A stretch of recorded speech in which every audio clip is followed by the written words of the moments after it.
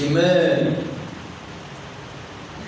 ایک ایسے لوگوں سے میرا گزر ہوا کہ جن کو فرشتے آگ کی چھریوں سے ذبح کر رہے تھے، آگ کی چھریوں سے ذبح کر رہے تھے اس کو فرشتے، اور ان کے گلے سے کالا خون بہتا تھا، پھر وہ زندہ ہو جاتے تھے، پھر فرشتے ان کو آگ کی چھریوں سے ذبح کرتے تھے، پھر جناب جی ان سے کالا خون نکلتا، پھر وہ صحیح ہو جاتے تھے، پھر ان کو ذبح کرتے تھے۔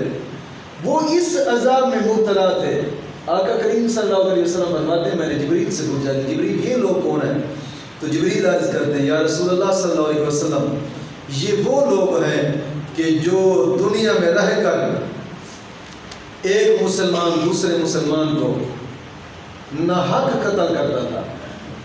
ناحق قتل کرنے والا یہ ایسے ہی ہے کہ جیسے جناب جی اس نے ایسا عذاب اپنے اوپر وارد کیا ہے، اپنے اوپر سر پر ایسا عذاب رکھا ہے کہ جو قیامت کے دن کو ایسا عذاب ملے گا۔ اب دنیا میں رہ کر زیادہ تر قتل دو چیزوں سے ہوتے ہیں، ایک زمین کے اوپر قتل ہوتے ہیں، زمینوں کی وجہ سے قتل ہوتے ہیں، اور دوسرا عورتوں کی وجہ سے قتل ہوتے ہیں۔ قتل دو طرح کی، یہ زیادہ تر دنیا کے اوپر ہوتے ہیں۔ جو دنیا میں زمین کی وجہ سے قتل ہوا، زمین کی وجہ سے قتل ہوا، یہ تو اس نے ناحق قتل کیا ہے۔ اگر اس کا حق تھا پھر بھی قتل نہ کرنے کا حکم نہیں تھا۔ اس نے اگر قتل کیا ہے تو اب اس کا قصاص ہے شریعت میں، یا جان کا بدلہ جان ہے، یا پھر اس کو فدیہ دے گا، اس کو راضی کرے گا جہاں پہ وہ راضی ہوگا، ایک ہی ہے۔ اور دوسرا قتل ہوتا ہے عورتوں کی وجہ سے، جس سے کہا جاتا ہے کہ جناب جی غیرت کے نام پر قتل، غیرت کے نام پر قتل۔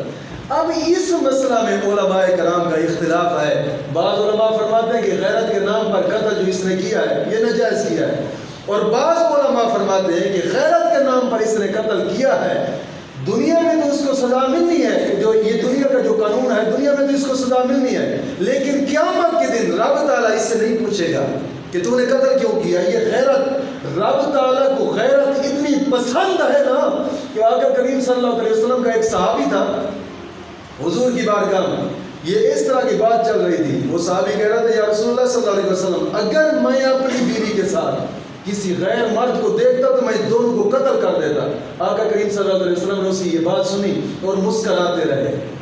تو اس حدیث کو بعض علماء دلیل بناتے ہیں کہ جناب جی جو غیرت کے نام پر قتل ہوا ہے نا، غیرت کے نام پر قتل، دنیا میں تو اس کو سزا ملے گی، یہ جو قانون ہے دنیا کا اس میں تو اس کی سزا ہے، لیکن قیامت کے دن اس کو سزا نہیں ملے گی۔ رب تعالیٰ کو غیرت بڑی پسند ہے، اور ہمارا رب بھی غیرت والا ہی ہے، رب تعالیٰ کو غیرت بڑی پسند ہے۔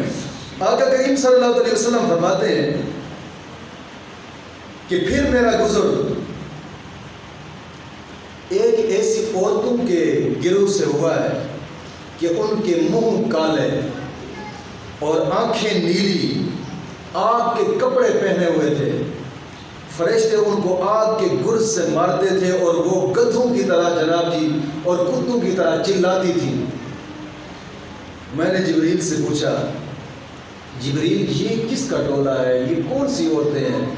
جبریل عرض کرتے ہیں یا رسول اللہ صلی اللہ علیہ وسلم یہ وہ عورتیں ہیں کہ جو اپنے خاوند کی نافرمانی کرتی تھی، جو اپنے شوہر کی بات کو نہیں مانتی تھی، اپنی شوہر کی بات کے آگے جناب جی یہ بالکل اٹک جاتی تھی، اور ان کی آوازیں اس لیے گدھوں کی طرح ہی نکل رہی ہیں جیسے گدھا اٹک جاتا ہے، یہ بھی ایسے ہی ہے۔ امام غزالی فرماتے ہیں دنیا میں 10 قسم کی عورتیں پائی جاتی ہیں، 10 قسم کی عورتیں، وہاں پہ وہ 10 قسم کی عورتوں والا موضوع تو بڑا لمبا ہے، کبھی چھیڑوں گا، لیکن آپ فرماتے ہیں کہ 10 قسم کی عورتوں میں سے ہر عورت کو ایک جانور کے ساتھ تشبیہ دی گئی ہے، مگر ایک عورت ایسی ہے کہ جس کو بکری اور بھیڑ کے ساتھ تشبیہ دی گئی ہے۔ فرمایا کہ وہ عورت ایسی ہے جو دنیا میں مرد کے ساتھ آ جائے تو اس کا گھر بھی دنیا میں جنت کی مثال بن جاتا ہے۔ وہ ایسی کہ جیسے بکری اور بھیڑ اگر گھر میں کھڑی ہے، جس وقت چاہا اسے گھاس ڈال دیا، گھاس نہ ڈالا تب بھی چپ، گھاس ڈال دیا تب بھی چپ، جس وقت چاہا گلاس اٹھا کر دودھ چو لیا۔ فائدہ اس سے اٹھا لیا جس وقت مرضی چاہیے. فرمایا اس طرح کی عورت جو گھر میں رہے، جو مرد اس سے کپڑے لے کر دے وہ اسی کو قبول کرے، جو مرد اس کے لیے پسند کر کے لے آئے وہ اسی کو قبول کرے. یہ نہ کہے تجھے تو کپڑے لینے بھی نہیں آتے، میں خود ہی کپڑے لوں گی، تجھے تو جناب جی یہ کرنا بھی نہیں آتا سودا، تو کیا کرے گا.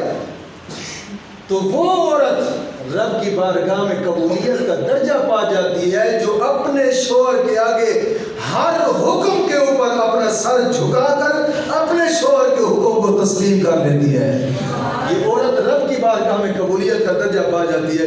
اس لیے اللہ کے قرآن نے فرمایا نا الرجال قوامون علی النساء بما فضل اللہ، 5واں پارہ. اللہ فرماتا ہے ہم نے مردوں کو عورتوں کے اوپر حاکم بنایا ہے، مردوں کو عورتوں کے اوپر حاکم بنایا ہے، اور حاکم کی مرضی ہے جس طرح چاہے جناب جی شریعت کے دائرے کے اندر، شریعت کے دائرے کے اندر رعایا کو رکھے. یہ حاکم پر فرض بنتا ہے.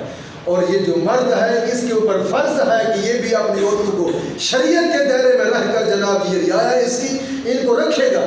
لیکن بات عجیب ہے کہ ہمارے اس دور میں آج کل کا معاشرہ ایسا بن چکا ہے کہ جناب جی عورت حاکم بن چکی ہے اور مرد بیچارہ محکوم بن چکا ہے، کیونکہ قانون ہی ایسے نافذ ہو چکے ہیں، قانون ہی ایسے پلید نافذ ہو چکے ہیں ہمارے ملکوں میں جناب جی. آزادی کے نام پر عورت کو ایسے قانون دیے گئے کہ جناب جی مرد کوئی بات کرے تیسرے دن ڈگری آ جاتی ہے عدالت سے، وہ بیچارہ بچوں کو دیکھ کر روتا رہتا ہے، بس اپنی عزت بچاتا ہے تاکہ یار دنیا میں رہ کر میری عزت کم از کم بچ جائے.